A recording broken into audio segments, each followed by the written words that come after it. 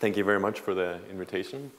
It's been very inspiring to be here in Paris for these 2 weeks. So I'll talk about a paper joined with Jürgen Voll Rendemo, who's a postdoc in Oslo. So Jürgen has a very broad expertise with derived categories, and maybe I should emphasize that sort of the more sort of sophisticated input comes from him. And maybe I should also announce that a sort of similar results were proved by Borisov, Colorado,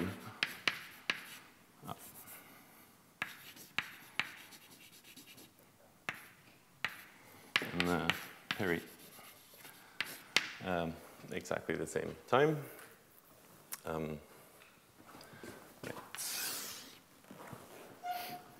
All right, so before I explain the main theorem, let me just sort of set the stage with to explain this birational Torelli problem.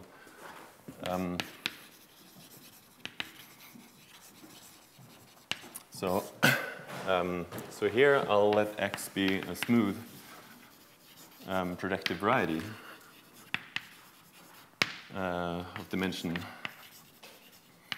n over the complex numbers, and I'll consider the sort of top, or the n-dimensional cohomology group Hn with the integral coefficients, and sort of informally the Torelli problem asks how much of X one can recover from knowing this group.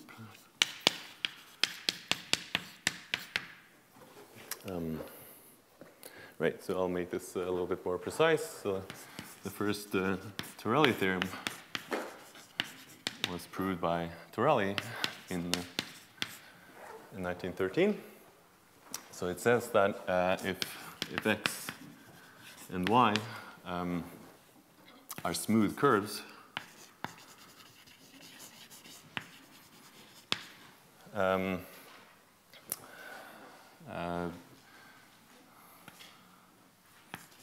then if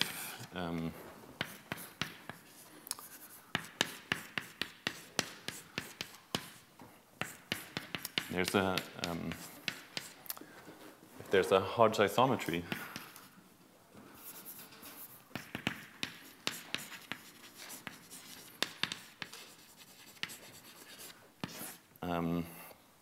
then X and Y are isomorphic.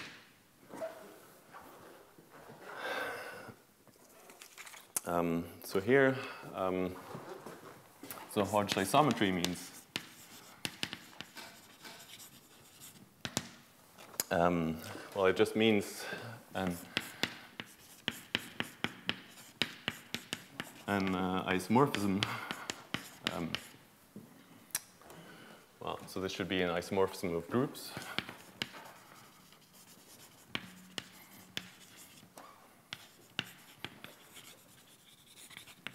Preserving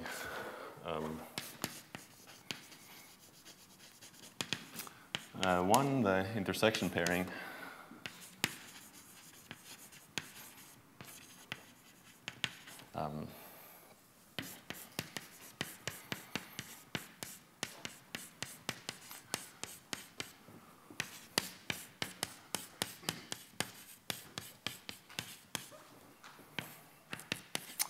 given by the cut product, and also the Hodge decomposition.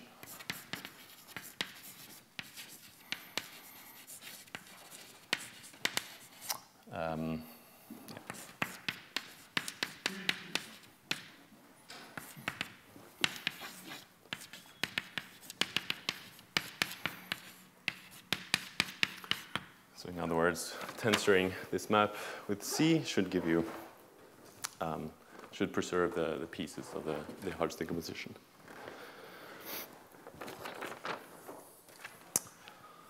Okay.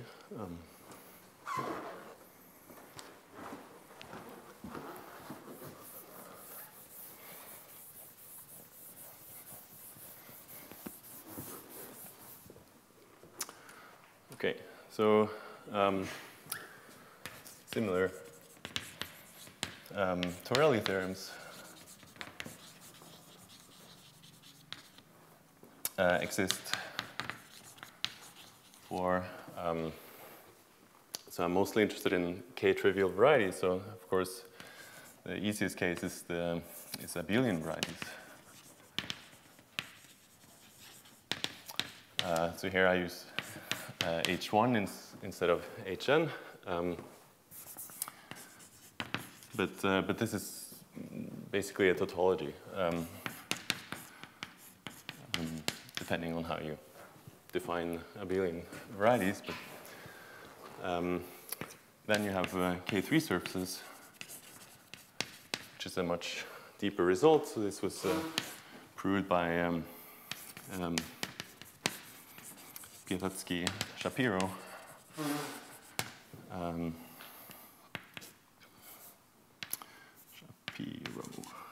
Shaparevich. I think it's 71. And then also Burns Rappaport in the analytic setting. There's a more recent result due to Verbitsky for hyperkähler varieties.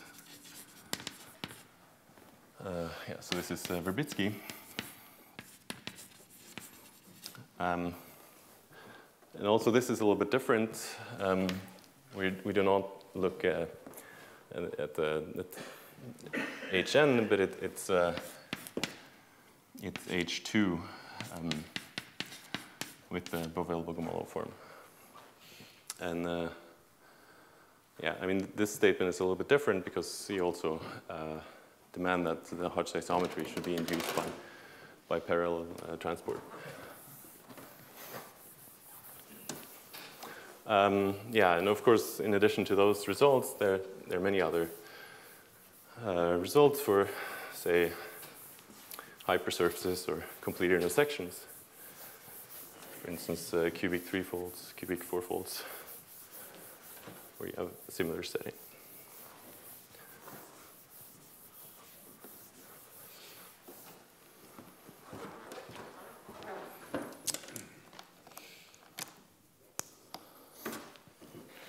All right, so I'm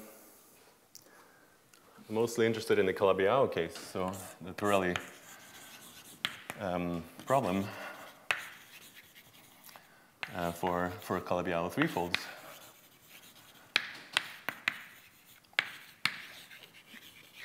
So this is sort of the next step from K3 surfaces. So the precise question is, given X and Y belonging to the same family,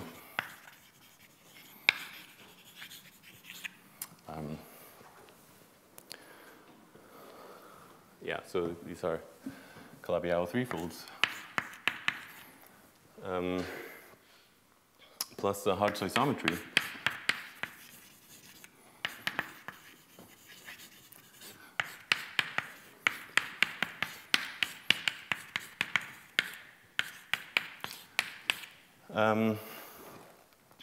Then are X and Y. Well, there's sort of two questions you could ask. Well, first you could hope that they're isomorphic.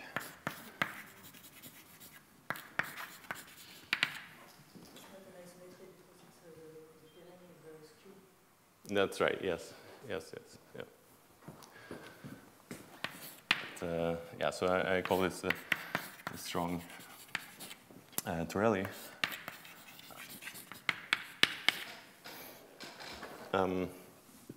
then you can also ask if they're birational. So birational Torelli.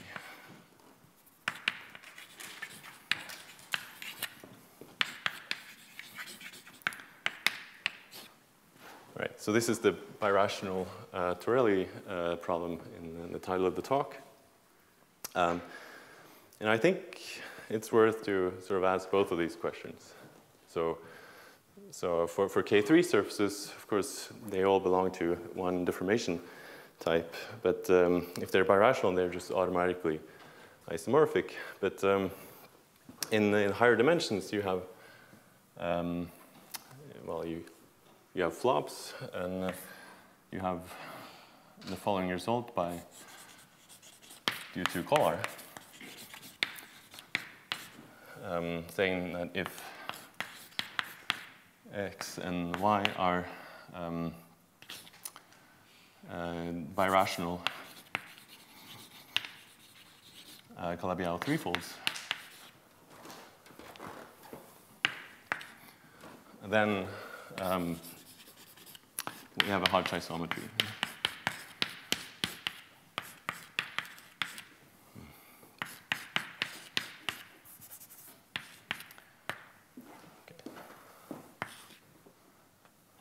Okay. Like this.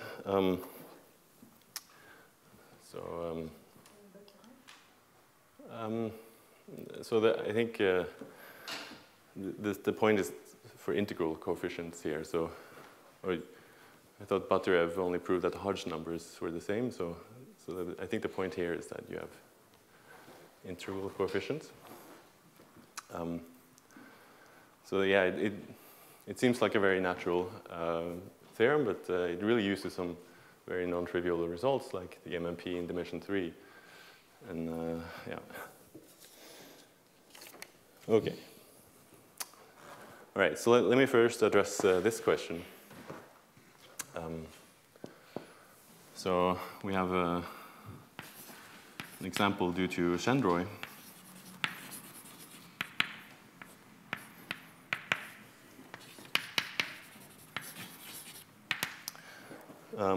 So his theorem, so this is, I think it's around 2000.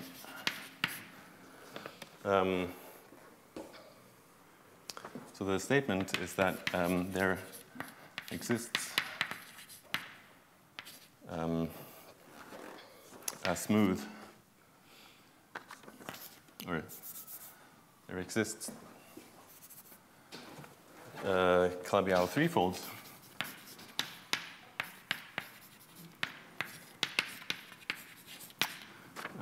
where the strong Torelli fails.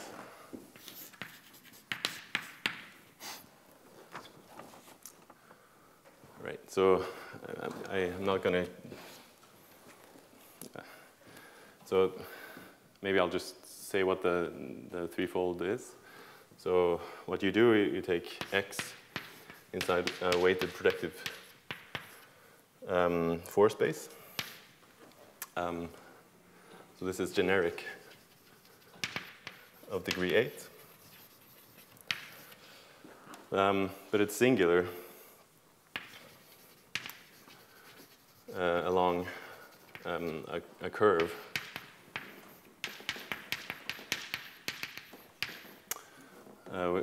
a curve of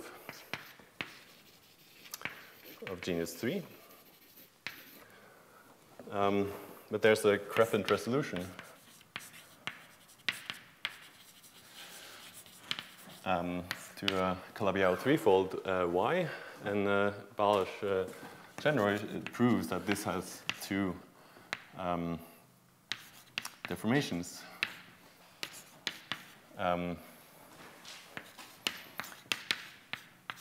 That are related by a flop.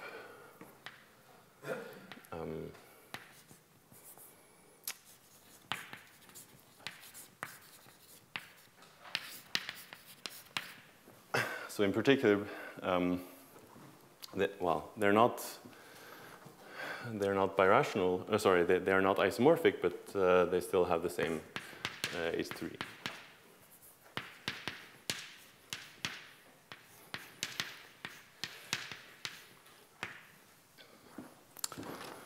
Okay.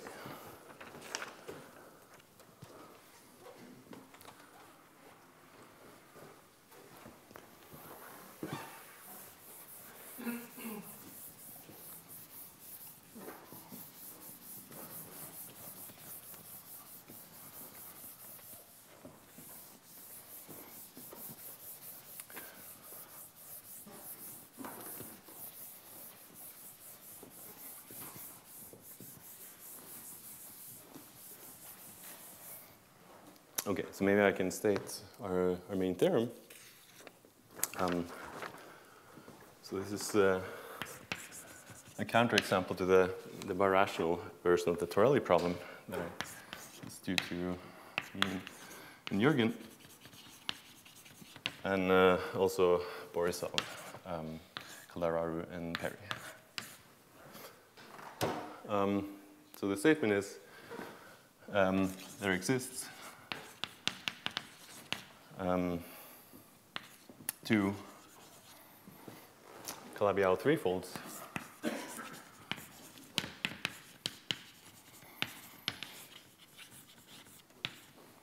X and Y that are,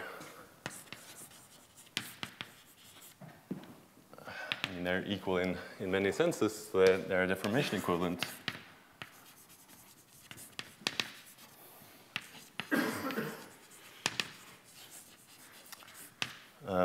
They're Hodge equivalent.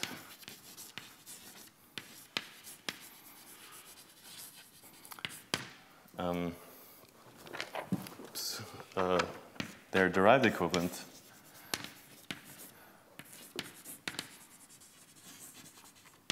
And yeah, I mean that they're also L equivalent. So maybe I'll say a few words about this at the end of the talk, but the point is that X and Y are not birational.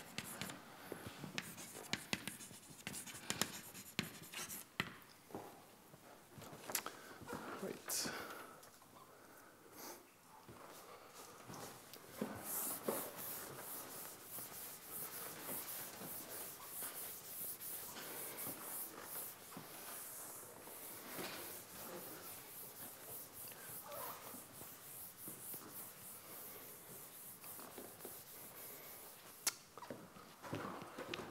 Okay, so let me just make a remark. So,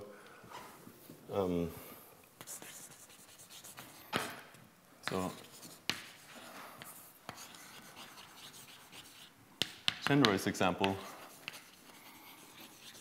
well, relies on the result of Kolar.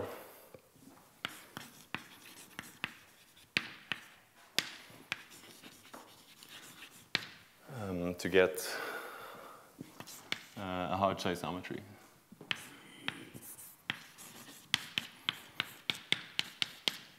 So if we want to prove that they're not birational, we need some new ingredient to actually construct a Hodge isometry.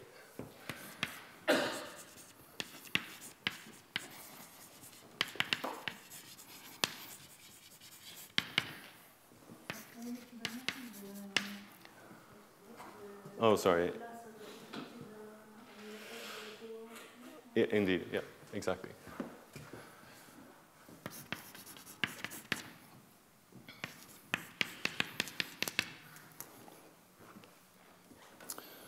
Okay. Maybe one other remark is that it was known before that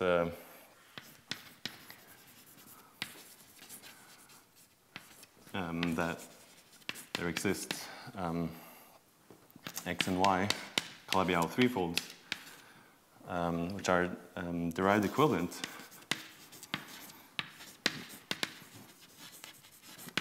but not birational.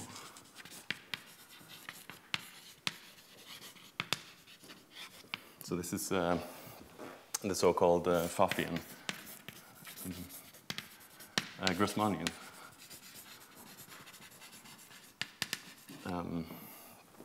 correspondence. So it was studied by Rödlan and Borisov Kalderaru. But here in this example, they're not deformation equivalent. So yeah, so it doesn't really make sense to ask about a Torelli for them.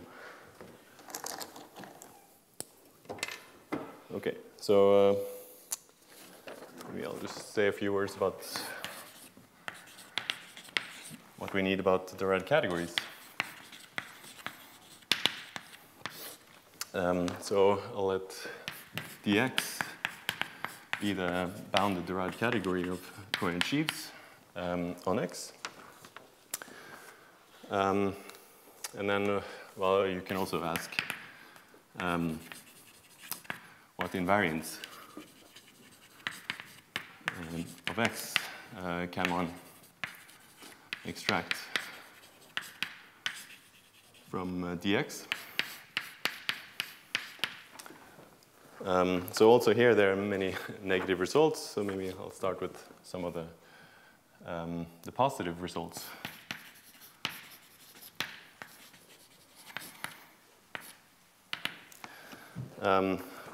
Let's see, so if you have an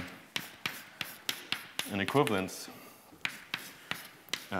between the derived category of X and Y, then at least you can use the derived category to say that, oh, sorry, it's the, let's see, what, oh, PQ.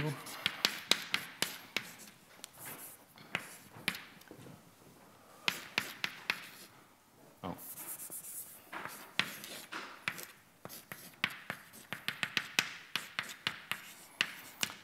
At least sort of the sums of the columns of the Hodge diamond should be the same. So this uses the constant, maybe Hochschild constant Rosenberg theorem, saying that, well, from the derived category you get the Hochschild homology, and Hochschild homology computes these Hodge groups, or at least the sums of them. But there are more negative results.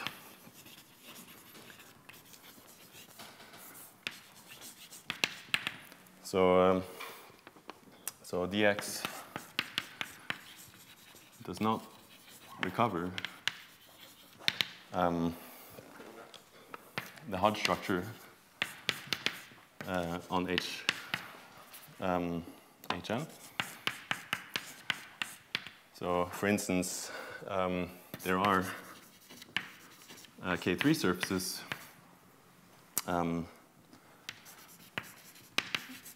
which are derived equivalent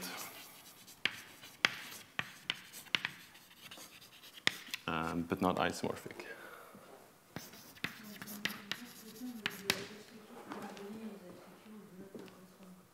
Sorry?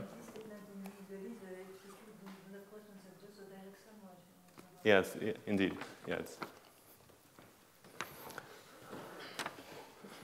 Yeah, but not isomorphic.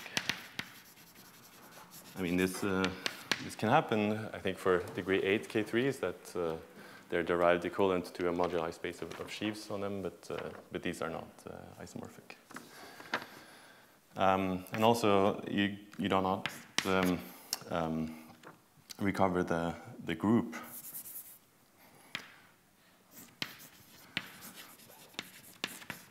HN XV. So there's an example of Addington saying that there exists X and Y derived equivalent, but Hn has torsion, but Hny has no.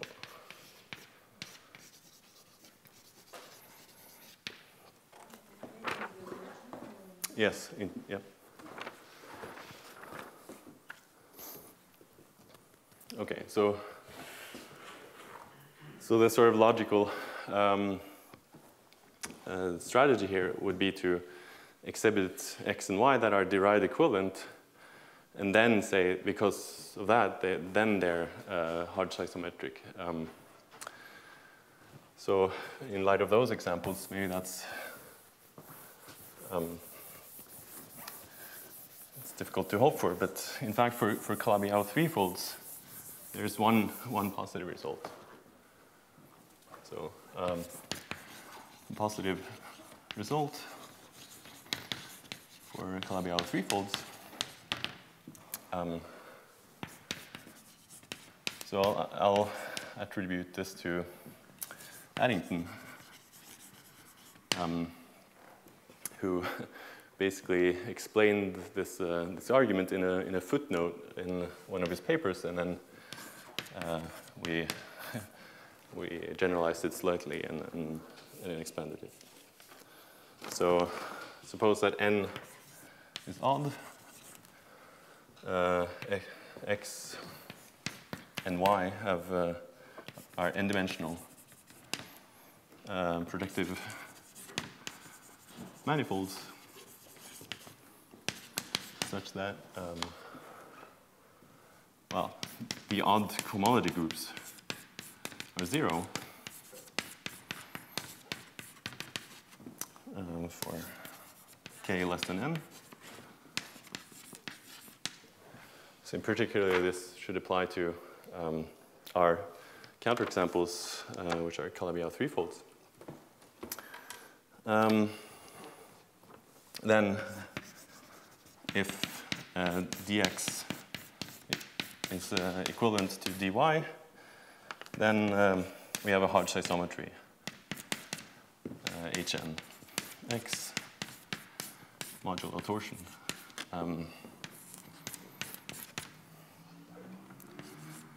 Oh, yeah. Yeah, so that, yeah. Okay.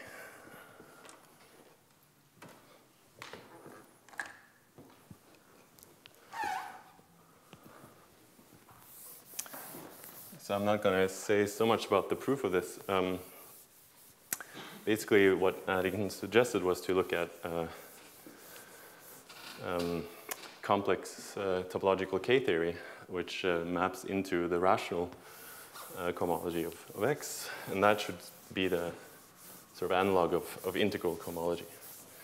And part of the proof is really showing that the image of that coincides with the image of the integral cohomology. But it does imply what we want, so if x and y are derived equivalent,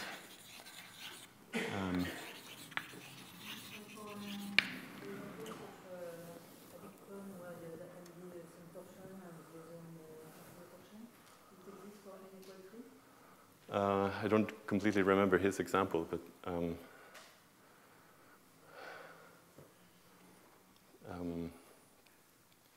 yeah, maybe it's the Brouwer group that he uses, so maybe it's the H3, yes. Yeah. Okay, so yeah, if x and y are derived equivalent, Calabi-Yau Threefolds, then they're Hodge isometric.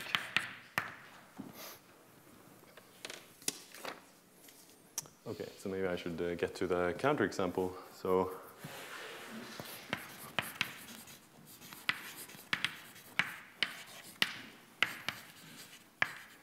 two Riemannians. Okay, so let me just fix some notation. So V will be some 5-dimensional vector space. And I'll consider the Grassmannian G25 as the two-dimensional subspaces of V. And I will fix once and for all an isomorphism of V with this dual. Okay, so before that, I will take, I'll define xg will be the Grassmannian G25 intersected with a translate where G is in PG alpha 10. Right, so fix an isomorphism V to V dual. Then I would like to define Y of G to be the dual, the projected dual of the Grassmannian intersected with the dual of the translate in the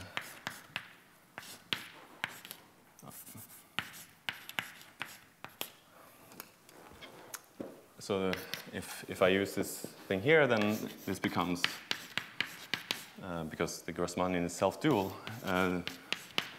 a different translate of the Grassmannian. Okay, so I have two intersections. One is given by taking the translate with G, and the other one is with the transpose, or the inverse of the transpose. Okay, so the Grassmannian has codimension 3 in P9. So this intersection here, if G is generic, will be three-dimensional. So we'll take G in PGL 10 to be generic.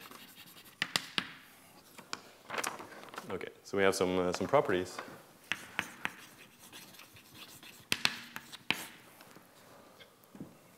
Okay, so X, they're both are Calabi-Yau Threefolds.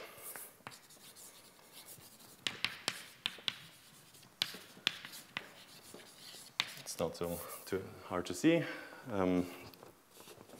We have the Hodge diamond, which looks as follows. So 1, 0, 0, 1, 0, 0, 51, 51, 1, 1. And X is simply connected.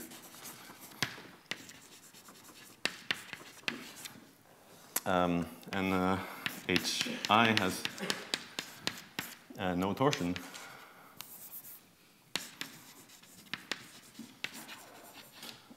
The Picard group, well, from the Hodge diamond, you have Picard number 1. So the Picard group is generated by the Plucker, and finally the family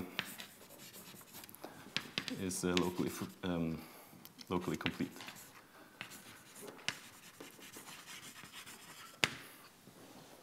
Of course, these are very basic properties. So a priori, it's not completely obvious that that this intersection is simply connected. So here we use some results by Somese.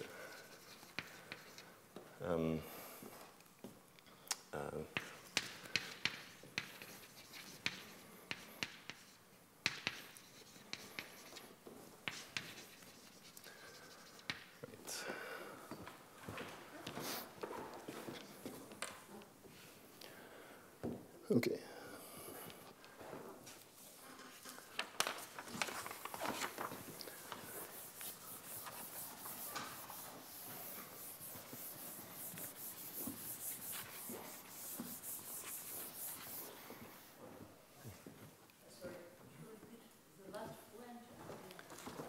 Yeah, sorry. The family you get by varying this G, this family is locally complete. Okay, so here's a sort of non-trivial ingredient. So this is a special case of results by Young,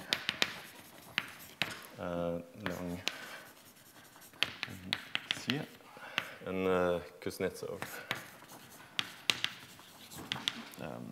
Perry.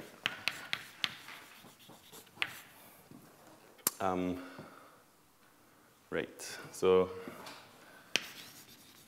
there is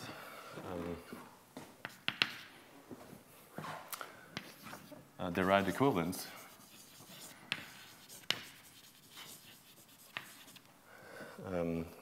dxg to d yg.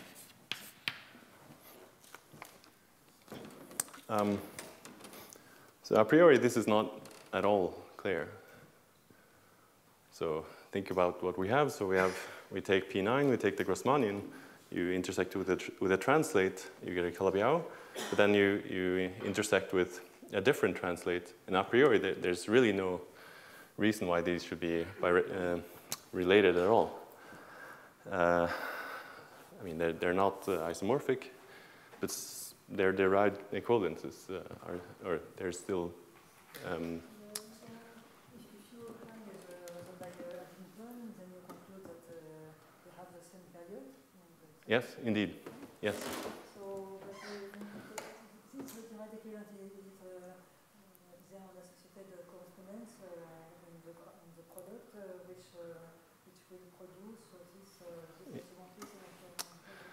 Yes, but so the proofs. I mean, you cannot. No. It's purely. Yeah, we have no idea about the kernel of this. I mean, it follows from sort of the abstract machinery of homological predictive duality, and yeah, we're very lucky in this case that if you look at G25, that's homologically projective dual to itself, and somehow that, yeah. Okay, so in particular, indeed, we get that x and y are Hodge equivalent.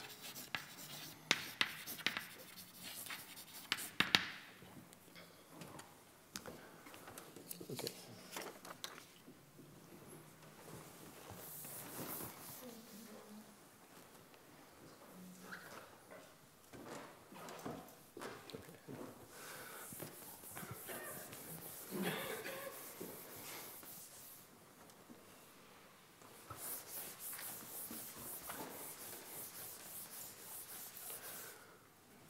Okay. So, of course, these are quite deep results by these 5 authors. So, our main contribution is to prove that they are not birational.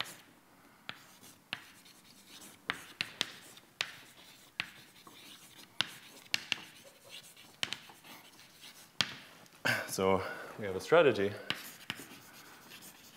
As follows.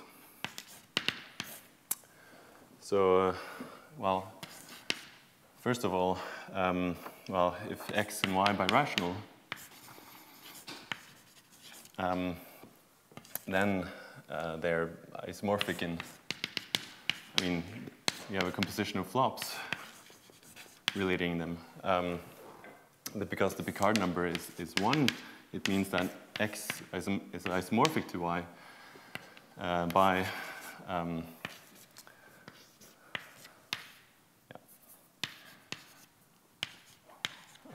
a sort of linear projective automorphism.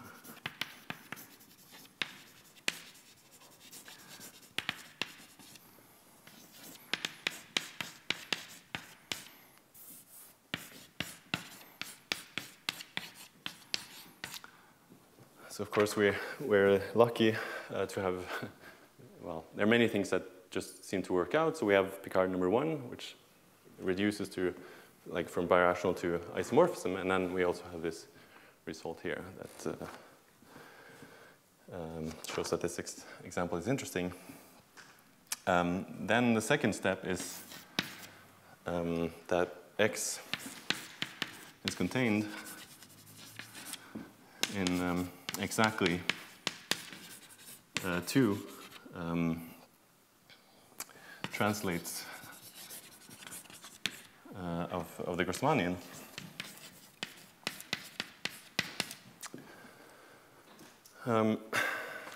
Okay, so that means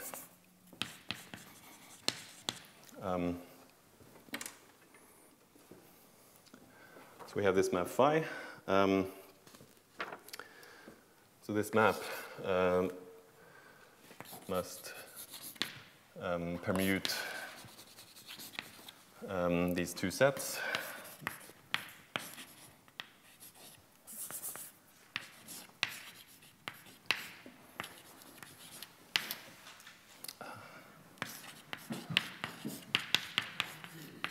So, I mean, because there are really just 2 Grassmannians that contain X, any projective automorphism that sends X to Y would have to switch or preserve the Grassmannians. Of course, this is a very restrictive condition. Remember that we're taking G to be generic, a generic matrix, and it's very, very strong to preserve the Grassmannian. So the last step will be to prove that that no such phi exists.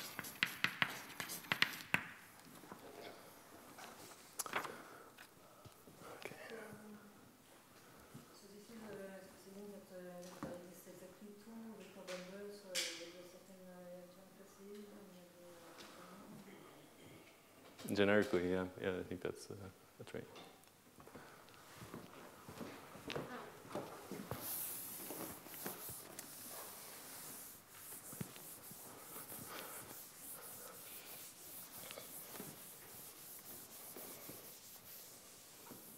All right, so maybe I mean, this proof is quite heavy on computation, so maybe I'll just sort of sketch the ideas here. So idea for 2. So it's a quite geometric argument. So it uses the fact that the quadrics defining the Grassmannian are very, very special. So so we look in we take the quadrics here. So it's a P4 inside P9, which is the ideal of X. So X is defined by 2 sets of 5 quadrics. So maybe I'll call this L, then LG is the same with the translate.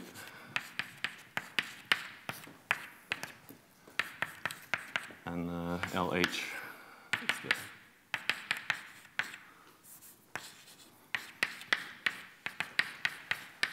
So if we suppose that there's a third translate that contains X, it means that there even, I mean, you have this extra P4 of quadrics in the ideal.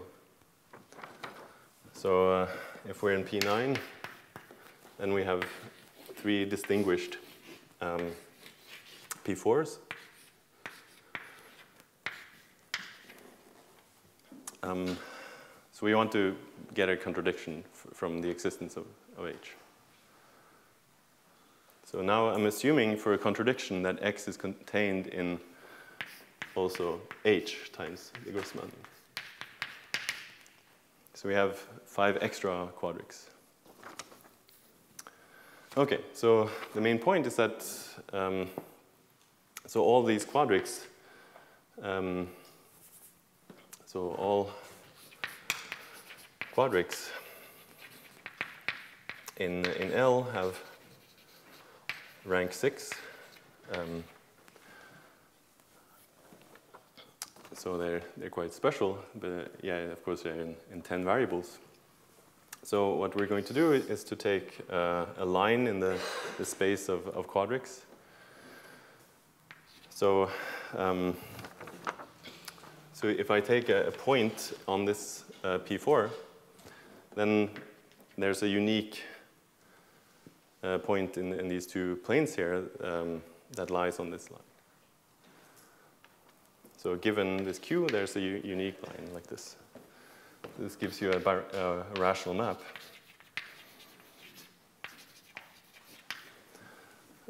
Phi from I, maybe LH to L times LG.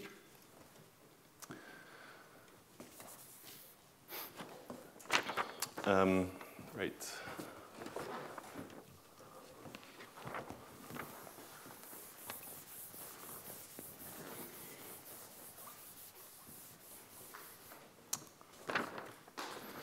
So, and then there's a lemma.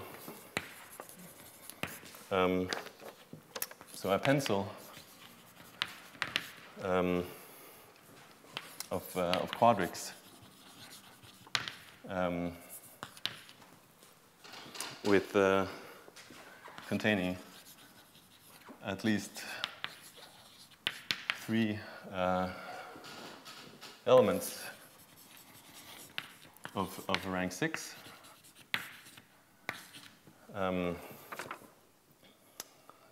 Let's see, so given a pencil like this, then there's a common singular point.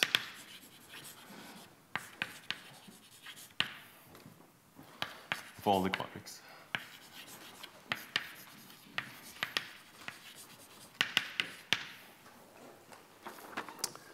Right, so if we think of the image of this rational map,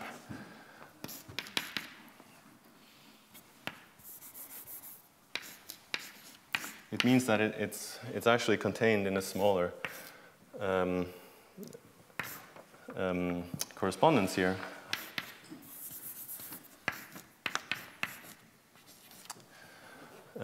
Where these are the sort of quadrics with a common singular point.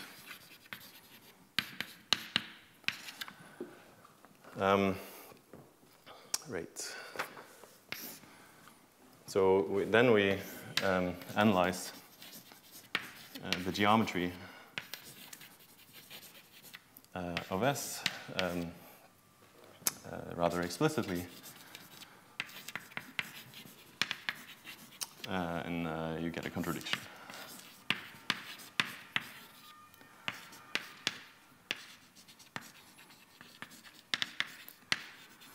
All right, so I guess sort of a takeaway thing here is that sort of it's a special quadrics in the ideal that gives you this thing here. So if you have really a linear automorphism of P9 that sends x to y, the quadrics defining the Grassmannian are just so special that the map has to send one to the other. Okay, and let me try to finish.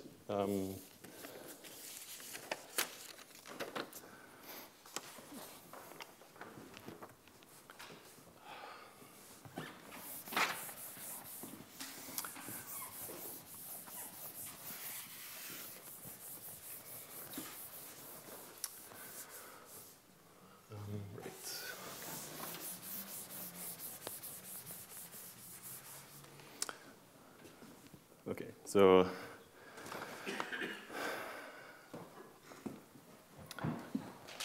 then if you let G equals PGL10 and H to be a PGL V, which embeds into G, then the 3, well, so we want to show that there's no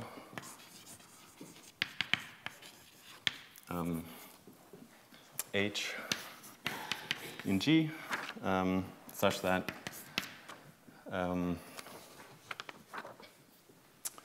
well, G, so H, the Grossmannian HG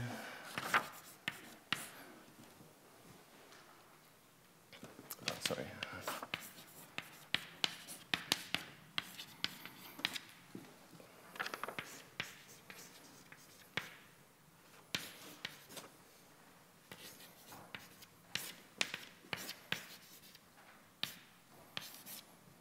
Oh.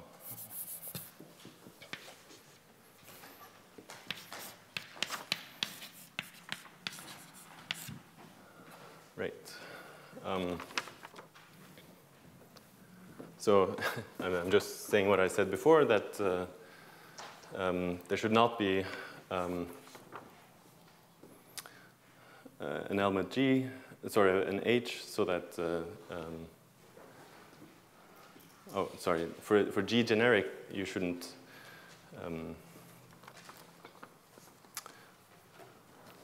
yes, you should have no H in this group here, indeed. Okay, so maybe I'll just finish and say that then we reduce to constructing a function f from G to C, which is H times H up invariant, but not invariant under this G sends to G transpose. Okay.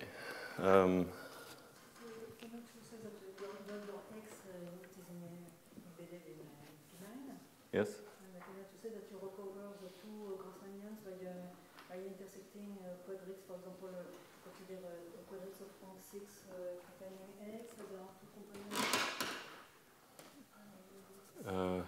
You recover the two Grossmannians by intersecting those quadrics in one component. What do you mean component? Sorry. Maybe I'm thinking only the Greek, but maybe the quadrics containing each Grossmannian can be recovered directly from looking at the shape of the whole family of quadrics containing X. Yes, I mean, in some sense, that's what we're trying to prove. Yes. Yes. Yeah. So. Okay, so we've reduced to sort of showing that there's no projective automorphism of P9 that switches these Grossmannians, and then to show that this is indeed the case, you use invariant theory to exhibit such a function. Right. So maybe I think I'm 5 minutes over time or something like that. So. No, you started late. Oh. Okay, so maybe I should, maybe I'll comment a little bit about what happened sort of after this example, maybe on this side of the board. So there's a sort of special subfamily. So again, so we have our x's. They're intersections of Grossmannians. But then what you can do, you can take the flat limit as G tends to the identity. So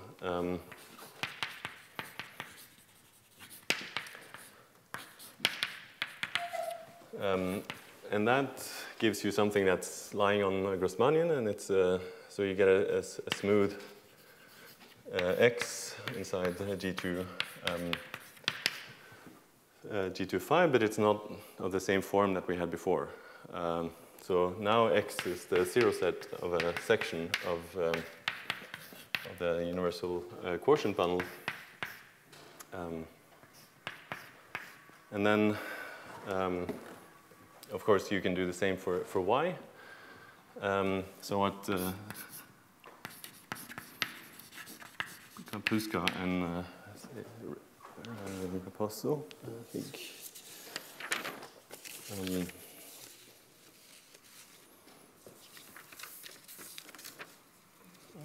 Where is it? Okay, yeah.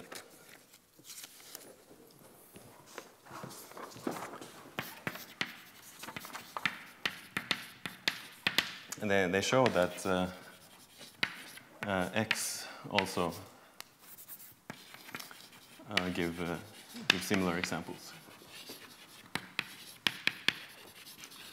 And in fact, this gives you new proof of the theorem that I proved, we explained then, because so what they prove is that if you take a generic section of this, there's a sort of dual Calabi-Yau, and they are not birational either. So of course, the families that we've been looking at, their limits are of this form. So if these are not birational, then our families are not birational either. So this is maybe a strengthening of that result. And then finally, there's a result by Nivelle. So also similar examples for Calabi-Yau Threefolds of the form. Let's see, X is the it's a transverse intersection here, where S is the spinor variety.